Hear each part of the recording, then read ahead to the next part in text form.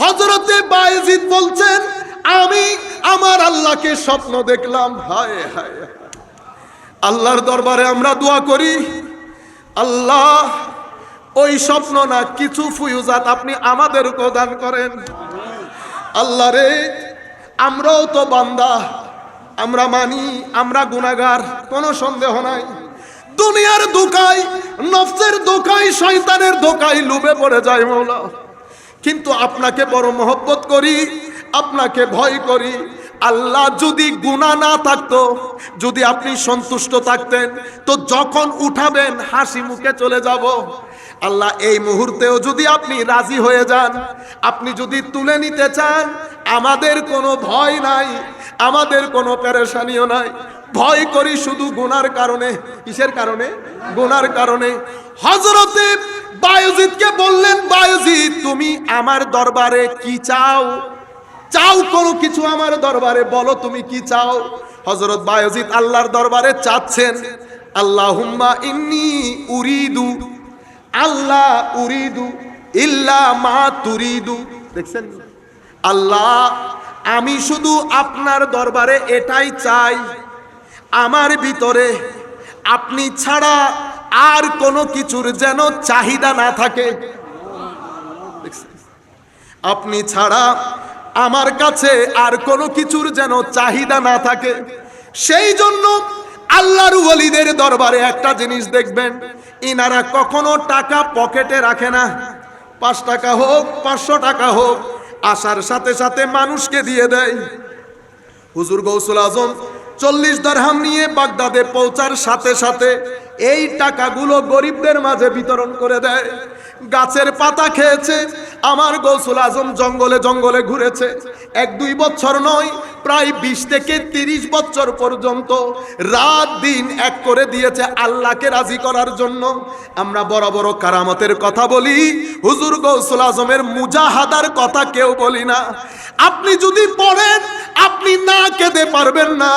হুজুর গৌসুল আজমের দরবারে স্যালুট করা ছাড়া পারবেন না। এমন মুজাহাদা, এমন ইস্তেকামত, এমন তাওয়াক্কুল, এমন খৌফ, এমন খশিয়ত, এমন ইখলাস, এমন আখলাক, এমন সবর, এমন ওয়ারা, এমন রেদা, এমন ভদ্রতা যেটা আমার নবীর ছিল। আপনি যদি চান আমার নবীর ওই জিনিসগুলা কারো মধ্যে আপনি দেখবেন। আল্লাহর ইজ্জতের কসম করে বলছি, হুজুর গৌসুল আজম যিনি আমার নবীর খিজির ছিলেন, মুসারও একটা খিজির আছে, আমার নবীরও একটা খিজির আছে। তবে আমার নবীর খিজিরের সামনে মুসার খিজিরের কোনো কম্প্যারিজন নাই। আমার নবী যেমন নবুয়তের আকাশের উজ্জ্বল নক্ষত্র, আমার নবীর খিজিরও বেলায়েতের আকাশের উজ্জ্বল নক্ষত্র। আমার নবীর খিজিরের তাওয়াক্কুল দেখেন, ওয়ারা দেখেন, ইখলাস দেখেন, নিয়ত দেখেন।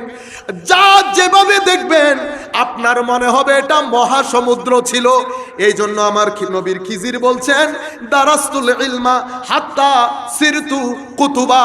জ্ঞান শিখতে শিখতে আমি এক ধাপ গিয়েছি, বেলায়েতের জগতেও এক ধাপ গিয়েছি।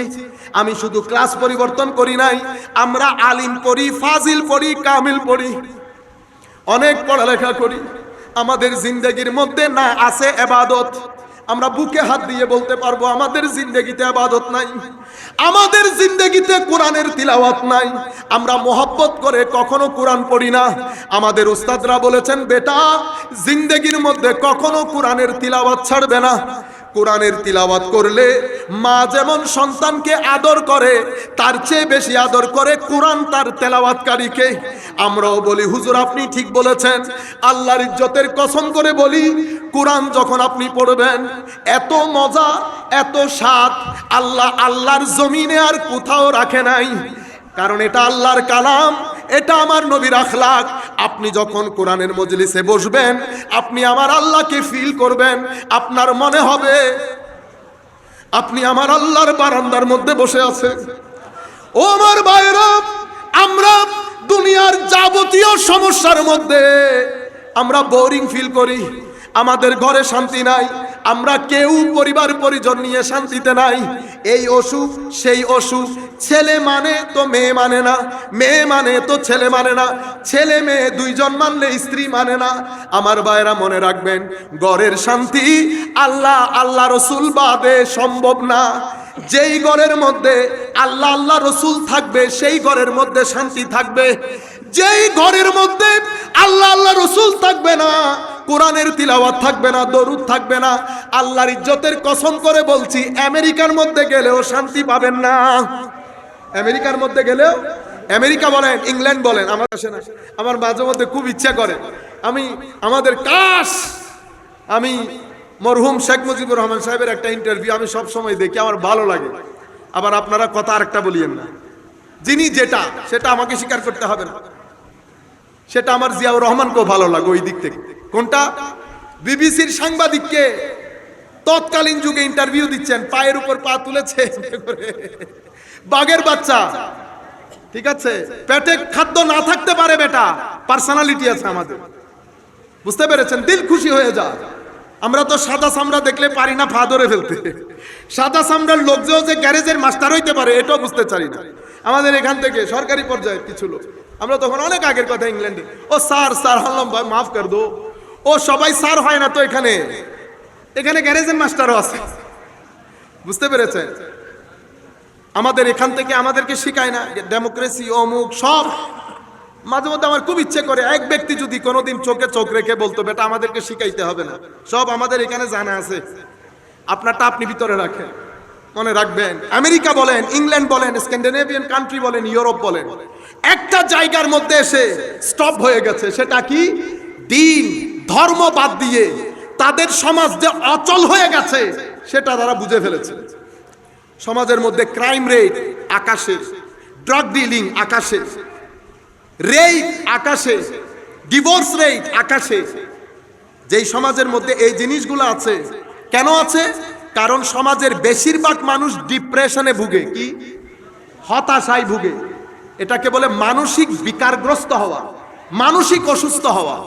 আপনি যখন মানসিকভাবে অসুস্থ হবেন এই পরিণামের দিকে আপনি যাবেন, শেষ পর্যন্ত আত্মহত্যা বেড়ে যাবে।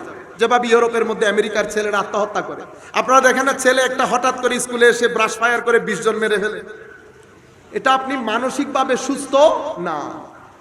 এত টাকা পয়সা, এত কিছু, এত সুন্দর একটা দেশ, এত আইন কানুন, তাইলে মানসিকভাবে শান্ত নয় কেন? আমার বয়সী যারা আমার চেয়ে কম বয়সী আছেন আমার ভাইয়েরা, দিন বাদ দিয়ে, ধর্ম বাদ দিয়ে, আল্লাহ আল্লাহ রাসূল বাদ দিয়ে আপনি আল্লাহর ধরতির মধ্যে শান্তিতে থাকতে পারবেন না।